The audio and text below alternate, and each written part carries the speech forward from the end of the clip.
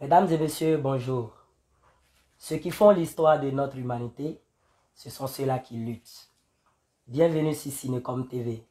Je suis Maxime Benumba et dans ce premier numéro de notre émission consacrée à interviewer, à entretenir ceux-là qui ont fait l'histoire de notre belle nation, je suis ici à Koumassi aujourd'hui pour rencontrer Dame Oufoué, qui a été l'une des mères fondatrices de la Côte d'Ivoire moderne, c'est-à-dire dans le domaine des métiers.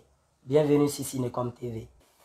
Maman, est-ce que vous pouvez vous présenter quand même à tous ces téléspectateurs qui nous regardent? Je me nomme Oufoué Agio Thérèse. J'ai travaillé au port autonome d'Abidjan, matricule 4256. Je suis l'une des premières mécaniciennes de cette nation. Et je fus la première mécanicienne auto-bateau de cette nation également. Est-ce que maman Oufoué Thérèse, comme elle se nomme, est aussi mariée? J'étais, mais je ne suis plus mariée. Néanmoins, j'ai des enfants. J'ai 3 garçons, une fille. 4 enfants. Oui. Et quel est votre parcours scolaire? Ben, j'ai fait l'école primaire dans mon village.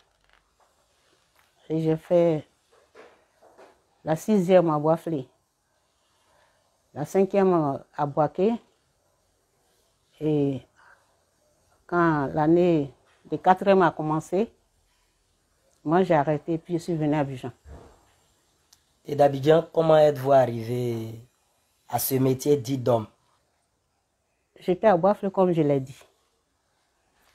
En 1967, mon oncle Yao Michel était mécanicien.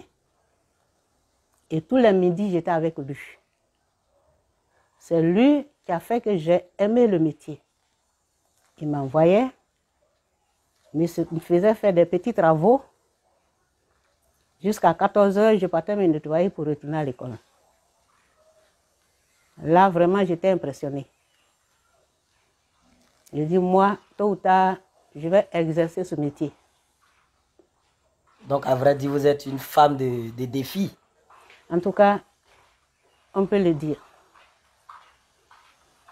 Alors que mon grand-père et ma grand-mère voulaient que je sois sage-femme. Mais moi, je fui pour venir à Abidjan. Oui. Ça leur a pas plu, ils ont dépêché mon papa. À Abidjan, il était venu me chercher, moi j'ai refusé. Il a dit à mon oncle, ma fille, je la connais. Elle n'a qu'à rester. Je suis restée. Et on m'a accompagnée chez un monsieur du nom Yao Kwaku Grégoire, à Noumabo en son temps, à Trècheville. Oui. C'était là-bas son garage. Et en 71, le monsieur m'a accepté. C'est comme ça que j'ai fait la mécanique. Et que disait votre entourage à ce moment-là? Comment ont-ils accepté cette nouvelle? Beaucoup étaient étonnés. Beaucoup étaient impressionnés. Les gens venaient m'encourager. Et quand j'allais au marché de Trècheville, les vendeuses à ticket, d'autres me donnaient à ticket même sans me faire payer. Parce qu'elles étaient contentes de me voir. Et comme ça, j'ai été encouragée. Et j'ai appris mon métier. Et qu'est-ce que les parents, quand même, ceux qui sont les premières personnes autour de vous, comment ont-ils également pris cette nouvelle? Sauf mes parents, mes vrais parents qui me connaissaient de caractère, ont vite accepté. Sinon les autres, les villageois, les parents d'ici et d'ailleurs n'étaient pas d'accord. Parce que c'est une histoire. Moi, j'ai été la première collégienne de mon village. Wow. Mon papa n'avait pas de garçons. Auparavant, il n'avait fait que des femmes. Beaucoup de femmes. C'est dernièrement, il a fait deux garçons. Et les gens n'étaient pas d'accord qu'ils le mettent à l'école. Mais je n'ai pas honné mon papa. J'ai été la première collégienne de mon village. Justement. Ils sont tous vivants. Donc, il faisait sa fierté. Il devait travailler dans un bureau. Les gens n'aimaient pas que je fasse ça. Ah, mécanique, ah, Yungassé. J'ai dit, c'est ce que je veux. C'est comme ça. Ils ont fini à m'accepter. Et puis j'ai continué. J'étais là-bas en mécanique. Il y a plusieurs branches. Mais quand on dit que tu es mécanicien pour toi, tu es mécanique. C'est chemin faisant qu'on t'oriente. Il y a des dieselistes, il y a moteur classique, il y a électricité automobile, il y a mécanique générale, ceux qui font la tournure des pièces. C'est en allant que mon patron Grégoire m'a dit, bon Thérèse, je sais que tu es courageuse, mais tu es appelée à faire des enfants demain. Donc, moi je préfère que tu fasses électricité automobile. Mais j'ai choisi l'allumage pour compléter à l'électricité automobile. Ouais. L'allumage qui dit bobine, delco, carburateur, bougie, et tout. Tous les circuits allumage. Et là, vous nous plongez dans une sorte d'émotion. Alors, si je peux me permettre quand même de vous demander quels sont vos grands souvenirs de ce temps-là, de cette partie de votre vie. La frate Mat m'a interviewé, c'est ça, c'est le mot? Oui. En 78. La journaliste s'appelait Elisabeth Tano. Le photographe s'appelait M. Koulibaly François. Et en 85, j'ai reçu la RTI au port autonome d'Abidjan. J'étais sur un bateau avec M. Feu Avi Blaise, le capitaine. J'ai été interviewé. Ce sont des grands moments. D'ailleurs, même quand j'étais déjà embauchée au port autonome d'Abidjan, j'étais plus que satisfaite. Parce que depuis que le port est créé, il n'y avait jamais eu de femmes techniciennes là-bas avant que je n'arrive. Jusqu'à ce que je sorte. S'il y en a eu d'autres, je n'ai pas vu. Donc j'étais contente. Mais ces deux moments m'ont marqué. Mesdames et messieurs, pour ceux qui nous suivent, nous sommes sur la chaîne de télévision virtuelle, c'est-à-dire Cinécom TV. Et soyez toujours branchés parce que nous avons encore beaucoup de choses à comprendre, à savoir avec notre maman. Je vous présente ici la tenue de travail de maman Thérèse Oufoué. Voilà. Et également son badge quand elle était encore fonctionnaire au port autonome d'Abidjan en tant que mécanicien auto et bateau. Voilà, je ne me trompe pas et c'est ça. Et maman a vraiment participé à la construction de cette Côte d'Ivoire moderne, comme je l'avais dit.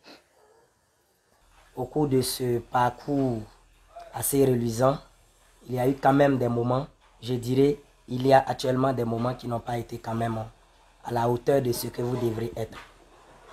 Vous m'avez dit comme ça que au cours de votre parcours professionnel, vous avez eu un accident. Est-ce que vous pouvez nous raconter un peu cette partie un peu sombre de votre vie? Oui. J'ai travaillé sur les véhicules. J'ai travaillé sur les bateaux. En 1982, quand j'ai été embauchée, comme je disais, ça n'a pas été facile. Ils m'ont fait voir de toutes les couleurs. Mais moi, je leur ai prouvé que je n'étais pas venue pour m'amuser, mais je voulais travailler. Et puis, j'ai été engagée.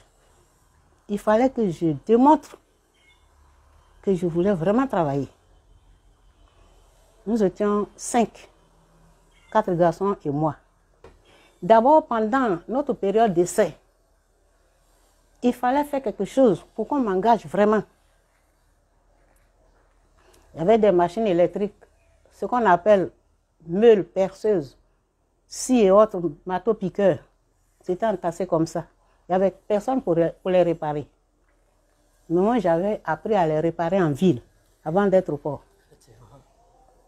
Donc, le midi, quand les patrons rentraient, les autres se couchaient. Un talent supplémentaire. Voilà. Il fallait que je fasse quelque chose. Donc, je prenais les machines là pour les réparer. Quand je répare, je garde. Et un jour, j'ai dit à mon vieux aliment, paix à son âme, patron, il faut essayer les machines là. Il dit, madame, il y a quoi? J'ai dit, il faut essayer, voir. Il a essayé, mais il était dépassé. Madame, tu as fait quoi? J'ai dit, patron, je connais. Il ne savait pas quoi faire. En même temps, il allait voir le chef du département. Il dit, ah, la femme là, elle peut faire quelque chose, hein? C'est comme ça. Ils ont fini par m'accepter. Et ma décision est sortie. J'ai fait pour les machines. Il faut faire pour les voitures. Il y avait des camions, des cars, des voitures, des hystères, fourchettes, etc. En plus, comme j'étais dans le département auto-bateau, il fallait réparer les bateaux aussi. Je ne savais pas nager, mais je voulais travailler. Quand tu dis tu as un bateau, tu vas descendre.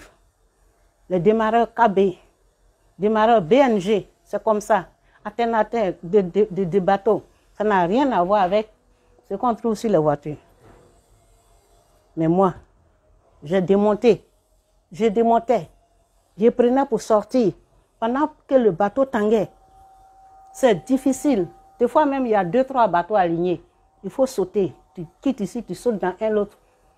Mais tu prends ces pièces-là pour sortir sur le quai. Ce n'était pas facile. J'ai fait tout ça pendant des années. Et j'ai passé 22 ans de ma vie en train de réparer ces véhicules-là. Et pendant que je faisais tout ça, ma colonne vertébrale était fragilisée. Un jour, j'étais en train de travailler sur une SG2, ce qu'on appelle le BACA, 22 places. J'ai senti une douleur très atroce. La batterie même que j'ai au niveau de ma colonne vertébrale. Et la batterie de ce car est logée dans un coffre dedans que j'ai soulevé là. C'est tombé sur ma main. Ce doigt-là était écrasé presque. Aussitôt, je me suis rendue au centre médical.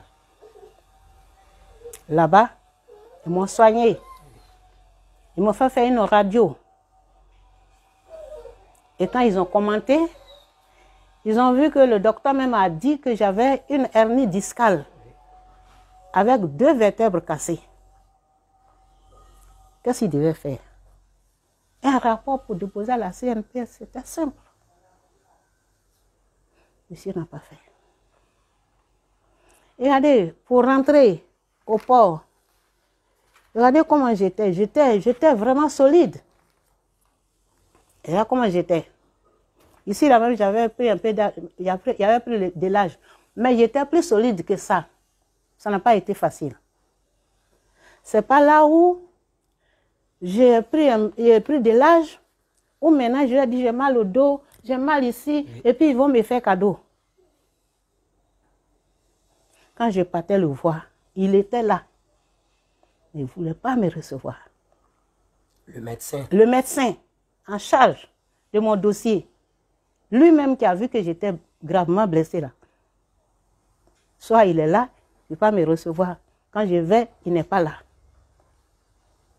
Il m'a entraîné comme ça jusqu'à... J'ai fini par anticiper ma retraite. Avant que je n'arrête définitivement le boulot, il n'a pas fait. Donc moi-même, je me suis rendue à la CNPS, à Trècheville où on est affilié, pour voir le directeur. Et c'est là-bas qu'ils m'ont donné des papiers pour aller donner à l'assistante sociale d'alors, du port autonome. C'est là me balancer à la figure que, ah, moi bientôt je m'en vais à la retraite, je ne veux pas de problème. les parents. C'est quel rapport y a-t-il entre ces deux problèmes-là? Effectivement. Toi, c'est ton travail, tu fais. Laisse les papiers. J'ai laissé les papiers, je suis partie. J'ai tourné jusqu'à j'étais fatiguée. De 2004, le médecin va faire le rapport en 2008. 4 ans plus tard. Pendant que je tournais, j'ai été, on m'a dit, à une commission qu'on appelle commission gracieuse. Il y a un président à la CNPS. Donc j'ai écrit ce courrier-là à cette date. C'était depuis le 37e mois 2009. Voilà. C'est là-bas ils m'ont donné ça. Le courrier est arrivé 2 mois plus tard. 14 septembre 2009. Je ne pouvais pas marcher. J'étais logée au plateau. Je ne travaillais plus, donc ils m'ont fait quitter la maison. J'étais à Yopougon. Je ne pouvais pas marcher. Il fallait emprunter taxi. 5 000 aller-retour. Maman ne pleurez pas. Pour vous qui nous suivez, l'histoire est vraiment pathétique. Et si vous voyez que la maman a quand même clos sous l'émotion, c'est parce que c'est une histoire qui a quand même une connotation assez triste. Et vous êtes bien sûr sur la chaîne de télévision Cinécom TV pour ceux qui viennent d'arriver. Et nous sommes avec maman Oufoué Thérèse, mécanicienne bateau et auto.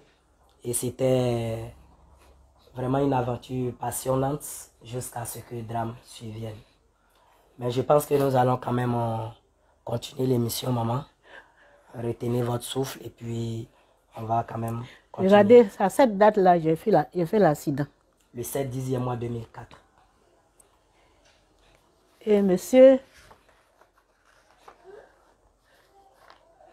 Bégré va faire le rapport en 2008. Vous voyez bien. Le 29 mai 2008.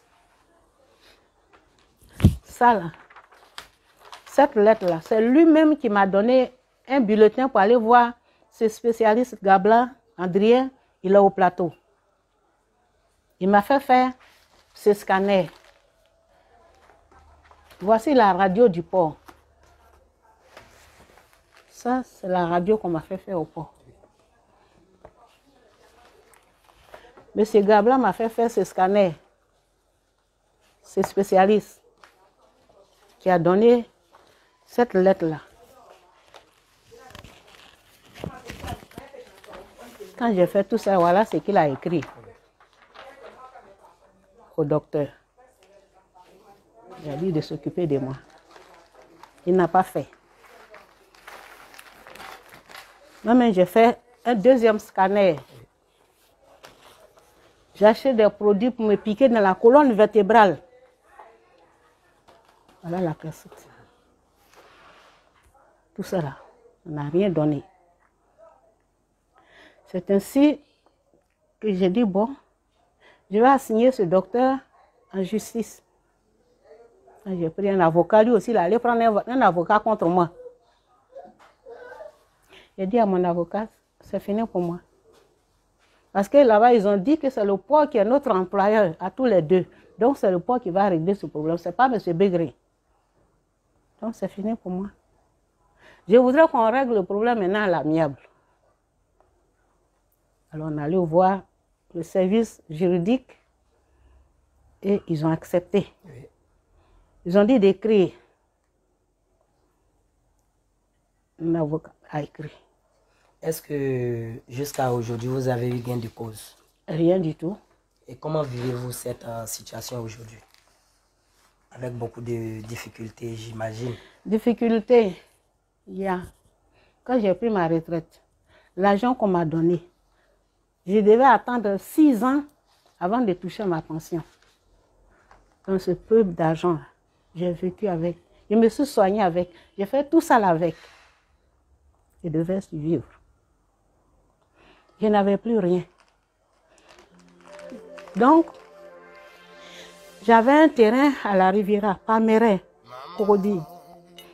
J'ai dû vendre mon terrain cadeau. pouvoir survivre. Pour pouvoir me soigner, me traiter, pouvoir survivre. Je pensais que l'argent allait pouvoir m'opérer le dos. Moi, je n'ai rien contre celui qui a acheté mon terrain. Lui, au moins, il m'a donné son argent pour vivre.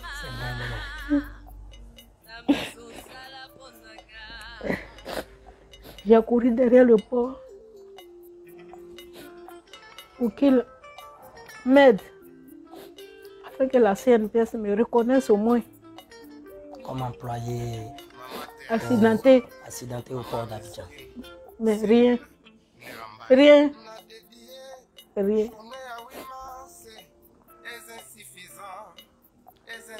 Aujourd'hui, quels sont vos regrets? Ce que je regrette, par la faute de ce docteur-là, ça me fait 16 ans que je suis posée dans cette maison avec mon fils. Je suis malade. Je regrette tout cela. Mesdames et messieurs, je suis vraiment attristé. Et je pense que nous allons quand même demander à maman si elle a un message à lancer à l'endroit des autorités ivoiriennes. Parce que aujourd'hui, c'est Dieu qui permet qu'elle vive encore. Et si elle vit, elle peut quand même laisser un message afin que de bonne volonté puissent réagir en sa faveur. Maman, est-ce que vous avez un mot à l'endroit des autorités ivoiriennes et de bonne volonté?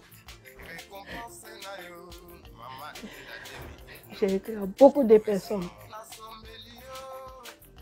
J'ai tourné dans toute la Côte d'Ivoire avec le peu d'argent que j'ai eu. Il n'a rien donné.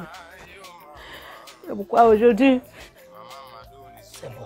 je veux que les gens m'aident. Je suis fatiguée. Ça me fait 16 ans de galère, 16 ans de bataille, 16 ans de souffrance.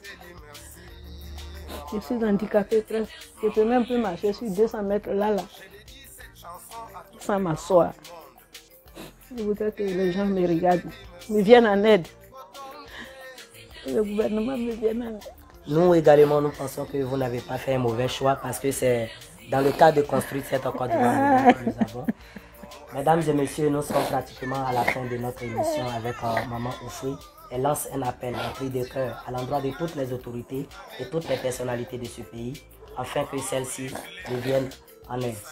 Et de ma part, je vais finir aujourd'hui et on se donne rendez-vous. Sachez que nous sommes bien sûr sur la chaîne de télévision Cinécom TV et nous diffusons également nos contenus sur les chaînes YouTube à la même adresse et aussi sur Facebook.